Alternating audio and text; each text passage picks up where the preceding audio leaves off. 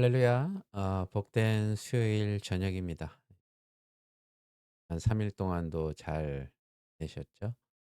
오늘은 계속해서 우리가 묵상하고 있는 주기도문 시리즈 세 번째 시간입니다. 나라가 임하옵시며라는 여러분 은혜를 나누도록 하겠습니다. 먼저 오늘 본문 계속해서 마태복음 6장 9절에서 13절까지의 말씀입니다. 우리 한 목소리를 함께 봉독하고 또 은혜를 나누도록 하겠습니다. 한 목소리로 독하도록 하죠. 그러므로 너희는 이렇게 기도하라. 하늘에 계신 우리 아버지여, 이름이 거룩히 여김을 받으시오며 나라가 임하옵시며 뜻이 하늘에서 이루어진 것 같이 땅에서도 이루어지리이다. 오늘날 우리에게 일용할 양식을 주옵시고 우리가 우리에게 죄 지은 자를 사하여 준 것 같이 우리의 죄를 사하여 주옵시고 우리를 시험에 들게 하지 마옵시고 다만 악에서 구하옵소서. 나라와 권세와 영광이 예, 영사옵나이다. 예, 여러분, 우리는 지난 2주 동안에 주기도문의 첫 번째, 두 번째 강구를 묵상하면서 주기도문에 대한 이야기를 조금 더 자세하게 알게 되었습니다. 오늘은 그 세 번째 시간으로 나라가 임하옵시며라는 짧지만 또 같은 은혜를 좀 나눠보도록 하죠. 이 짧은 구절 속에는 우리 기독교 신앙의 핵심적인 메시지가 담겨져 있습니다. 그러니까 여기서 말하는 하나님의 나라는 단순히 미래에 올 것에 대한 희망이 아니라 이미 우리 가운데 임하신 현실이고 동시에 완전히 성취될 미래의 소망이라는 것입니다. 그러니까 우리가 살아가는 이 시대는 정말 혼란스럽기가 그지없습니다. 뉴스를 틀어보면 매일같이 쏟아지는 것들이 여러분들 보시다시피 정치적인 갈등이나 혐오, 어떤 사건 사고, 또 경제적인 불안, 우리의 삶을 그런 것들이 짓누르고 있고 또 사회적으로는 분열이 돼 있고 이 공동체의 유대를 악화시키고 있는 이런 일들이 너무 많이 일어난다는 것이죠. 이런 혼란과 고통 가운데서 우리는 절망할 수밖에 없습니다. 그런데 나라가 임하옵시며라는 기도는 오히려 우리에게 소망을 불어넣고 있죠. 하나님의 나라는 정의와 평화 그리고 사랑과 용서가 넘치는 곳이라는 겁니다. 바로 그 나라가 이 땅에 임하기를 간절히 바라는 마음으로 우리가 기도를 해야 한다는 것이죠. 그러니까 이런 현실 속에서 나라가 임하옵시며라는 기도는 어떤 의미를 가지고 있냐는 겁니다. 그러니까 이 기도는 그냥 단순히 우리가 '아 여기서 벗어나고 싶다.' 어떤 탈출주의가 아니라 하나님의 주권과 통치를 인정하고 그 나라의 가치와 원리로 살아가겠다는 신앙적인 고백입니다, 여러분. 그러니까 오늘 우리가 이 기도를 통해서 하나님의 나라가 무엇인지 또 어떻게 우리 가운데 임하시는지 또 그리고 우리가 어떻게 그 나라를 확장해 나갈 수 있는지를 함께 묵상하면서 은혜를 좀 나눠 보도록 하겠습니다. 먼저 우리가 생각해야 될 거는 하나님의 나라의 본질과 특성을 알아야 합니다. 그러니까 하나님의 나라, 이게 성경 전체를 관통하는 중심 주제죠. 그러니까 예수님의 사역은 하나님 나라의 선포로 시작되죠. 그러면 마가복음 1장 어 십 일 시 1장 15 절에 예수님은 "이르시되 때가 찼고 하나님의 나라가 더욱 가까이 왔으니 회개하고 복음을 믿으라 하시더라."라고 말씀하셨죠. 그렇게 선포하셨습니다. 이 선포는 단순히 그냥 미래에 대한 약속이 아니라 지금 여기서 시작되는 새로운 현실에 대한 선언이었습니다. 그러니까 하나님의 나라는 무엇보다도 하나님의 통치를 의미합니다. 그러니까 지리적 영토나 어떤 정치적인 권력 구조를 뜻하는 것이 아니라는 거죠. 하나님의 나라는 하나님의 뜻이 이루어지는 영역, 즉 하나님의 주권이 인정받는 곳이라는 겁니다. 하나님의 사랑과 정의가 실현되는 공간을 의미한다는 겁니다. 이 나라는 보이지 않는 영적인 현실이면서도 동시에 우리의 구체적인 삶 속에서 경험되는 실제적인 현실을 말하고 있는 겁니다. 그러니까 하나님의 통치는 우리의 삶의 모든 영역 가운데 즉 생각과 말과 행동과 어떤 관계, 직업, 가정과 사회, 심지어 우리의 재정과 시간까지도 하나님의 뜻에 따라 다스려지는 것, 그것을 의미하는 겁니다. 하나님의 통치를 받는다는 것은 우리의 삶의 주인이 더 이상 우리가 아니라 하나님이시라는 것을 인정하고 그분의 뜻에 순종하며 살아가는 것을 의미하는 겁니다. 이 굉장히 중요합니다. 예수님은 여러 가지 비유를 통해서 하나님 나라의 특성을 성경에서 저희들에게 설명하셨습니다. 여러분 씨앗의 비유 아시죠? 씨앗의 비유에서 보듯이 하나님의 나라는 작은 시작에서부터 출발해서 점진적으로 성장한다는 겁니다. 이 비유는 우리에게 인내심을 가르쳐 주고 있습니다. 지금 당장 눈에 보이는 변화가 없더라도 우리는 낙심하지 않고 꾸준히 복음을 전하고 사랑을 실천해야 한다는 것이죠. 또 겨자씨 비유에 보면 하나님의 나라는 작은 시작이 결국 큰 나무로 자란다는 걸 보여주고 있잖아요. 이 비유는 우리에게도 작은 일도 소중히 여기도록 생각하고 우리들을 격려하는 말입니다. 그러니까 우리의 작은 봉사와 헌신이 결국 큰 열매를 맺을 수 있다 이렇게 말씀하신 겁니다.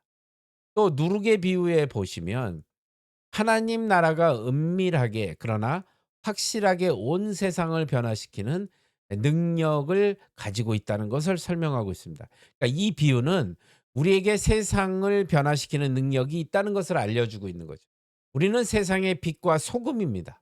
그러니까 세상의 어두움과 부패를 정화시키고 변화시키는 역할을 감당해야 한다는 것입니다. 그러니까 하나님 나라의 가치라는 것은 이 세상의 가치와는 정반대입니다. 우리가 얼마 전까지 묵상했던 거 기억나시나요? 산상수훈의 팔복에 대해서 말씀드렸잖아요. 예수님이 선포하신 이 팔복이 하나님 나라의 가치 체계를 잘 보여주는 겁니다. 우리가 묵상했던 거 다시 한번 기억해 보시면 심령이 가난한 자, 또 애통하는 자, 온유한 자, 또 의에 줄이고 목마른 자, 긍휼히 여기는 자. 그리고 또 뭐 있죠? 마음이 청결한 자, 화평하게 하는 자. 또 의를 위하여 박해를 받는 자들이 복을 받는다는 겁니다. 그러니까 이거는 세상의 성공 기준과는 전혀 다른 체계라는 것이죠. 그러니까 이미 임한 나라, 아직 완성되지 않은 나라, 즉 하나님의 나라를 이해하는 데 있어서 가장 중요한, 좀 어렵긴 하지만 여러분 이건 꼭 우리가 기억해야 될 개념이죠. 이 신학적 개념인데요. 우리가 영어로는 already but not yet이라는 문장을 씁니다. 이미 그러나 아직이라는 개념입니다. 이게 신학적인 개념이긴 하지만 여러분들이 꼭 기억해 두셔야 할 개념이기도 하죠. 하나님의 나라는요, 여러분 예수 그리스도의 초림과 함께 이미 시작되었습니다. 그분의 재림과 함께 완전히 성취될 거라는 거죠. 그러니까 이미 임한 하나님의 나라는 예수님의 사역을 통해서 나타났잖아요. 예수님이 병든 자도 고치시고 귀신도 쫓아내시고 죄인들을 용서하시고 소외된 자를 품으시는 모든 행위는 하나님 나라가 이미 임했음을 보여주는 징표들입니다. 그래서 누가복음 11장 20절에 예수님은 이렇게 말씀하세요. 그러나 내가 만일 하나님의 손을 힘입어 귀신을 쫓아낸다면 하나님의 나라가 이미 너희에게 임하였느니라라고 말씀하셨습니다. 오늘날 우리도 성령의 역사를 통해서 하나님 나라의 현실을 경험하죠. 우리가 죄 사함을 받고 하나님의 자녀가 되는 기쁨을 얻었잖아요. 또 성령의 열매인 사랑과 기쁨과 화평과 오래 참음과 자비와 양성과 충성과 온유와 절제 이런 것들을 경험하는 것. 그래서 교회 공동체 안에서 느끼는 하나님의 임재와 사랑이 이 모든 것이 이미 어 임한 하나님의 나라의 증거들이라는 겁니다. 이 세상에 임한 하나님의 나라에 대한 증거. 우리는 이미 죄 사함을 받았고 하나님의 자녀가 되었지만 여전히 죄의 유혹과 싸우고 있습니다, 여러분.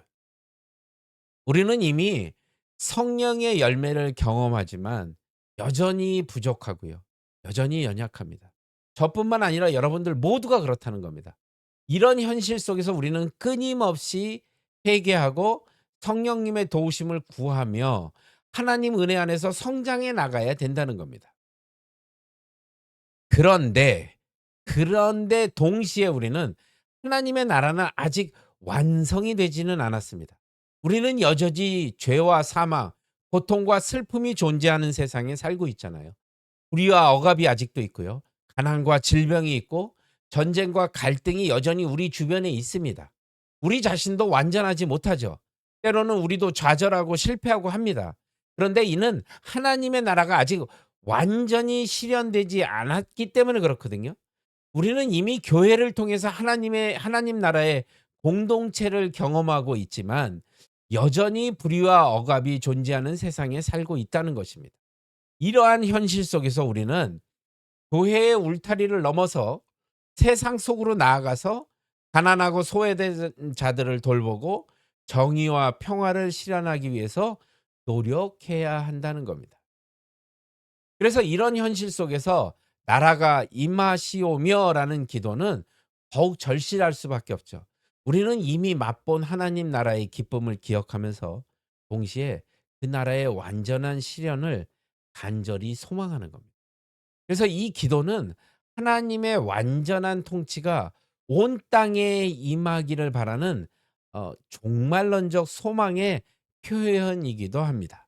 그래서 요한계시록 여러분 21장 3 절에 보시면 이런 말씀이 다시 저주가 없으면 하나님과 그 어린 양의 보좌가 그 가운데에 있으리니 그의 종들이 그를 섬기며.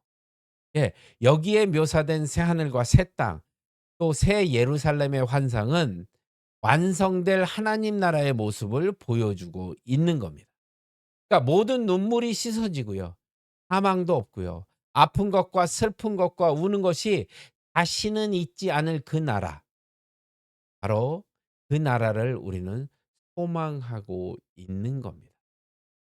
그래서 "나라가 임하옵시며라는 기도는 그냥 단순히 우리가 관찰자로 보는 것이 아니라 우리는 하나님 나라의 백성이라는 것을 우리가 꼭 기억해야 한다는 겁니다.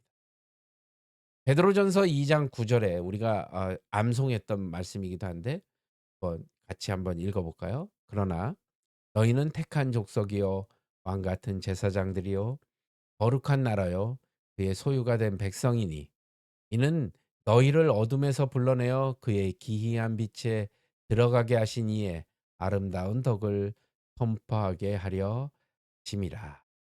아멘.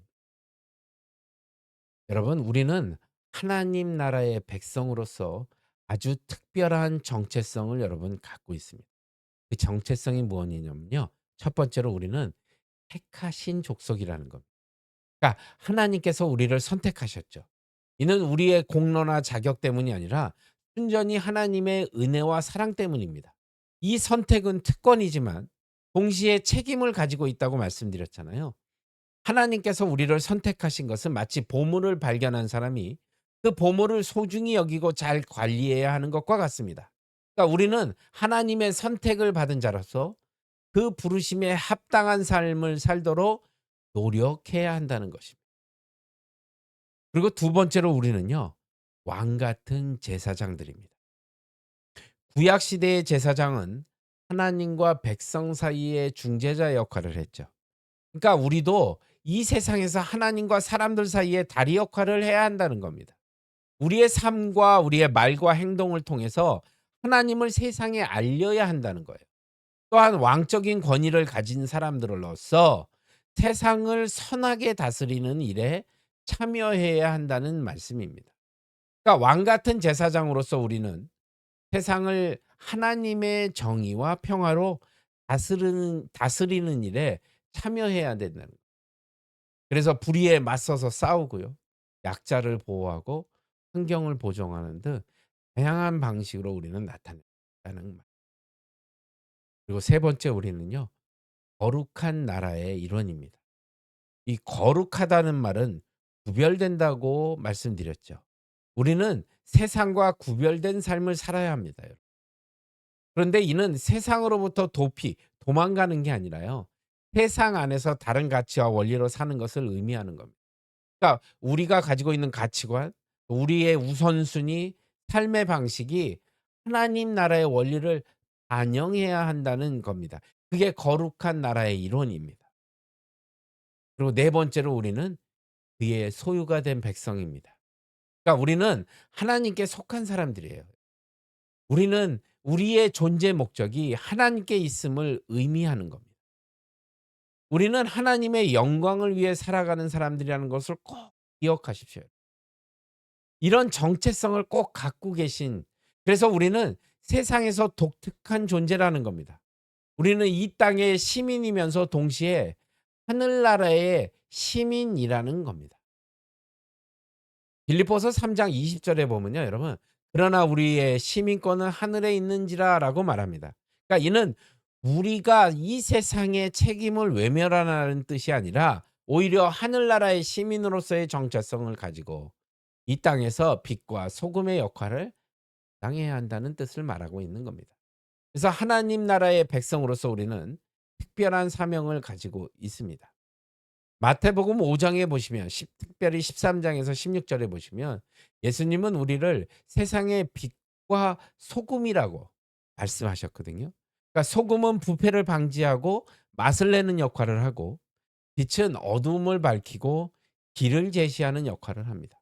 그러니까 우리는 이 세상에서 하나님 나라의 가치를 실현하고 증거하는 사명을 가지고 있다는 사실을 여러분 기억하십시오. 그래서 "나라가 임하시옵소서라는 그 기도는 궁극적으로 하나님의 통치를 인정하고 그분의 뜻에, 그분의 말씀에 순복해 하겠다는, 순종하겠다는 그런 고백이 되는 겁니다. 그래서 우리 삶의 모든 영역에서 여러분 하나님을 왕으로 모시겠다는 의지의 표현이기도 합니다. 하나님 통치에 순복한다는 것은 개인적인 차원에서 시작이 되는 거거든요. 우리의 마음과 생각, 감정과 의지를 하나님께 그냥 맡기는 겁니다. 그래서 로마서 12장 1절 2 절에 보면 "그러므로 형제들아 내가 너희 하나님의 모든 자비하심으로 너희를 권하노니 너희의 몸을 하나님이 기뻐하시는 거룩한 산제물로 드리라. 이는 너희가 드릴 영적 예배." 예. 우리가 영적인 예배를 드리는 것은 하나님 앞에 우리를 한 제물로 드리는 겁니다. 그래서 2 절에 보시면 "너희는 이 세대를 본받지 말고 오직 마음을 새롭게 함으로 변화를 받아 하나님의 선하고 기뻐하시고 온전한 뜻이 무엇인지를 분별하도록 하라."라고 말씀하신 겁니다. 그러니까 우리 몸이 하나님이 기뻐하시는 거룩한 산제물로 드리고 이 세대를 본받지 말고 마음을 새롭게 함으로 변화를 받아서 하나님의 선하시고 기뻐하시고 온전한 뜻이 무엇인지를 분별하라는 것입니다. 예, 알죠. 여러분, 이게 쉬운 일은 아닙니다. 우리 안에 여전히 내 중심적이고 또 욕망과 세상적인 가치관이 아직도 남아 있죠. 때로는 하나님의 뜻보다 내 뜻을 앞세우고 싶은 유혹을 받죠. 그런데 주님께서 겟세마네 동산에서 말씀하신 "나의 원대로 마옵소시고 아버지의 원대로 하옵소서라고 기도하신 것처럼 우리도 우리의 뜻을 하나님의 뜻에 맡겨 드려야 한다는 사실입니다. 하나님의 통치에 순복하는 것은요, 관계적인 차원에서도 나타나는 겁니다. 하나님의 통치에 우리가 순종하고 순복한다는 건 우리가 살고 있는 그곳, 그러니까 가정에서, 직장에서, 교회에서, 그리고 사회에서 하나님의 나라의 원리로 살아가는 것을 말하는 겁니다. 그러니까 그 안에 사랑과 용서와 섬김과 희생과 정의와 평화의 원리를 실천하는 것을 의미하고 있다는 것이죠. 부부끼리는 서로 사랑하고 존중하고요. 그리스도의 사랑으로 서로 섬기는 겁니다. 부모와 자식 간의 관계도 마찬가지죠. 하나님의 마음으로 양육하고 순종하는 겁니다. 직장에서는 정직하고 성실하게 일하는 거죠. 동료들을 사랑으로 대하는 겁니다. 사회에서는 정의와 공의를 추구하고 소외된 여러 이웃들을 돌보는 것. 이게 하나님 통치에 순복하는 삶이고요. 그래서 고난과 시련 가운데서도 하나님을 신뢰하는 것을 포함하는 것을 말하고 있습니다. 욥기서의 그 욥처럼요. 주시니도 여호와시요 거두시니도 여호와시니 여호와의 이름이 찬송을 받을지어다라고 고백할 수 있는 그 믿음이 있어야 한다. 하박국 선지자처럼 비록 무화과 나무가 무성하지 못하여 포도나무에 열매가 없으며 그럴지라도 나는 여호와로 말미암아 즐거워하고 나의 구원의 하나님으로 말미암아 기뻐하리로다라는 고백이 있을 수 있는 그런 믿음을 이야기하는 겁니다. 그래서 여러분 특별히 교회의 역할이 굉장히 중요합니다.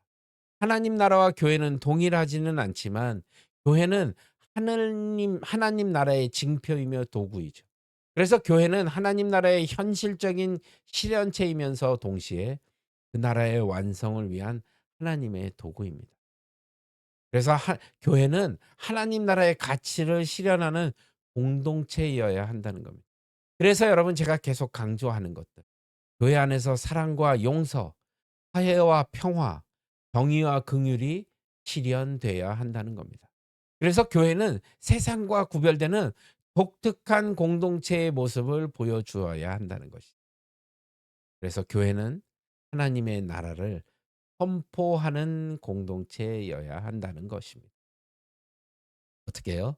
예배를 통해서 또 우리에게 주신 말씀을 통해서 또 우리가 훈련받고 교육받는 것을 통해서 하나님 나라의 복음을 우리가 선포해야 한다는 겁니다. 이 선포는 그냥 말로만 이루어지는 것이 아니라 우리의 삶으로 해야 한다.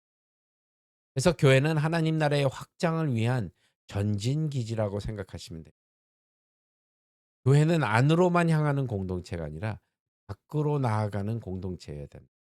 그래서 복음 전도와 세계 선교, 또 사회와 사회 봉사, 정의 실현 이런 것들을 위해서 적극적으로 나서야 합니다. 그래서 그것을 통해서 내 개인의 변화도 시작되고 또 사회의 변화로 확장되어야 한다는 것이죠. 여러분, 하나님의 말씀에 순종하고 성령의 인도하심에 따라 살아가셔야 한다는 겁니다.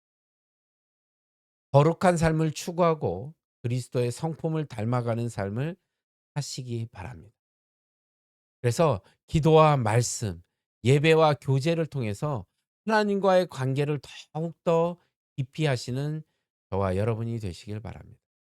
그래서 사회적으로는 하나님의 가치를 사회 속에서 실현하고 정의와 공의를 추구하고 가난하고 소외된 자를 돌보고 부패와 불의에 맞서며 평화와 화해를 위해 일하는 사람들. 바로 그게 주님의 나라를 위한 이들의 임무고 소명이기도 합니다. 여러분, 나라가 임하시오며라는 기도는요, 궁극적으로 종말론적인 소망을 담고 있다는 사실을 기억하십시오. 우리는 예수 그리스도의 재림과 함께 완성될 하나님의 나라를 기다린다고 앞서서 언급해 드렸잖아요. 그래서 그날에는 모든 눈물이 씻어지고 죽음도 없고 슬픔도 없고 울음도 없고 아픈 것도 없을 것이라는 거죠. 그러니까 이 소망은 우리의 현실을 도피하기 위해서 그런 것이 아니라 오히려 이 소망이 있기 때문에 우리는 현재의 그 수많은 어려움들을 견딜 수 있고 또 우리의 현재의 사명을 감당할 수 있는 것입니다. 바울 사도는 로마서 8 장에서 뭐라고 고백하냐면 "현재의 고난은 장차 우리에게 나타날 영광과 비교할 수 없다."라고 말했습니다. 그러니까 종말론적 소망은요. 우리에게 우리의 행동에 동기를 부여하게 되죠. 그러니까 주님의 재림이 가까웠기 때문에 우리는 더욱더 깨어 있어야 되고 더욱 충성스럽게 맡은 바 사명을 잘 감당해야 한다는 겁니다. 그래서 우리가 함께 여러분 이 나라가 임하시오며라는 기도는 그저 단순한 간구가 아닙니다. 이는 우리의 전 존재를 하나님께 맡기는 우리의 신앙의 고백입니다. 하나님의 통치 아래 살아가겠다는 삶의 결단이기도 합니다. 오늘 이 시간 여러분 이 말씀을 통해서 우리 모두가 나라가 임하시오며라는 기도를 우리의 삶으로 살아내겠다는 다짐을 꼭 하는 저와 여러분이 되시길 매일의 삶 속에서 하나님의 뜻을 구하고 작은 일부터 실천하면서 세상 속에서 빛과 소금의 역할을 감당하겠다고 결단하시기 바랍니다. 하나님의 통치에 순복하는 삶을 살아가십시오.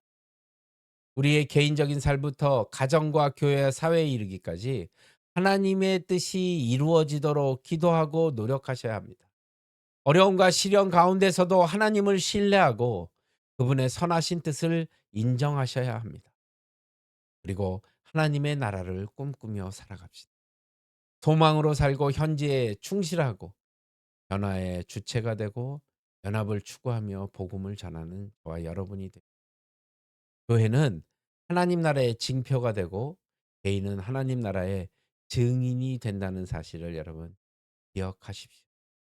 그래서 주님의 재림, 다시 오실 주님의 그 재림과 함께 완성이 될 하나님 나라를 소망하며 살아가는 저와 여러분이, 그래서 그날에 우리는 완전한 하나님의 통치 아래 영원토록 기쁨과 평안을 될 것입니다.